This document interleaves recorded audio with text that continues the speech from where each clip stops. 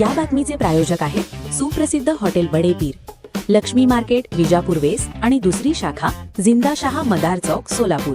सोलापूर शहरात एक धक्कादायक घटना समोर आली आहे. स्वागत नगरातील यशवंत सोसायटी परिसराच्या मंडपाच्या कमानीवर चढून झेंडा लावत असताना MSCBच्या विद्युत तारेला स्पर्श झाल्याने 24 वर्षीय तरुणाचा विजेचा शॉक लागून जागीच मृत्यू झाला. ही घटना 25 मार्च 2026 रोजी सायंकाळी 8च्या सुमारास घडली. मयत तरुणाचे नाव केतन रमेश पाटोळे, वय 24 असे आहे. तो भारतनगर गुंठानाका सोलापूर येथे राहत होता. केतन हा मंडप सजावटीचे काम करत होता. मंडपाच्या कमानीवर चढून तो झेंडा लावत असताना झेंड्याचा स्टील पाईप MSCBच्या उच्चदाब वायरला लागला. त्यामुळे त्याला जोरदार विजेचा शॉक बसला आणि तो कमानीवरून खाली पडला. तात्काळ त्याला सोलापुरातील श्री छत्रपती शिवाजी महाराज सर्वोपचार रुग्णालयात दाखल करण्यात आले. मात्र उपचारापूर्वीच डॉक्टरांनी त्याला मृत घोषित केले. घटनेची माहिती समजताच मयत केतनचे नातेवाईक व मित्र सिव्हिल हॉस्पिटल परिसरात जमले. त्यांनी हंबरडा फोडला आणि एकच गोंधळ उडाला. अचानक घडलेल्या या दुर्घटनेने केतनच्या कुटुंबियांवर दुःखाचा डोंगर कोसळला आहे. केतन पाटोळे याच्या पश्चात आई, एक बहीण, एक भाऊ असा छोटा परिवार आहे. केतन हा चांगल्या स्वभावाचा, खेळकर आणि सर्वांशी मोकळेपणाने बोलणारा तरुण म्हणून ओळखला जायचा. या घटनेने स्वागत नगर परिसरात खळबळ उडाली आहे. संबंधित घटनेचा तपास पोलीस करत आहेत.